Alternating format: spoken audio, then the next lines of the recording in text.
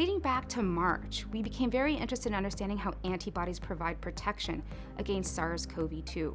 The dogma in the field was that antibodies that block infection were essential in providing protection following natural acquisition of the virus. But it turned out that as people looked deeper at the humoral immune responses, they noticed that, in fact, elderly populations, as well as individuals who were sickest after infection, had the highest levels of these neutralizing antibodies that are thought to be essential in blocking infection. So this is really where we stepped in and began to think, well, maybe antibodies are doing something different to provide protection following infection.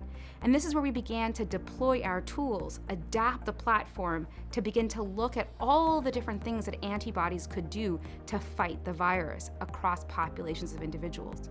Early on, we looked at very early responses to SARS-CoV-2 infection, looking at people at the time of hospital admission to see whether or not we could predict if someone was going to handle the disease well and survive versus individuals who were going to go on and unfortunately not deal with the disease very well. We found there were significant differences in the functions of antibodies that were able to drive this control. And these functions had nothing to do with just blocking the virus, but instead in recruiting the immune system to essentially gobble up virus anywhere in the lungs, to essentially clear it from the lung compartment. From a clinical care perspective, what we've begun to identify are pathogen-specific or SARS-CoV-2 biomarkers that can essentially immediately triage individuals into different classes of potential outcomes.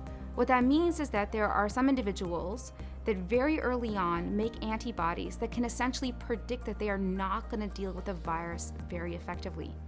This has allowed us to develop diagnostic platforms that can help in managing patient care, helping to inform which patients may require closer attention or more intense medical interventions.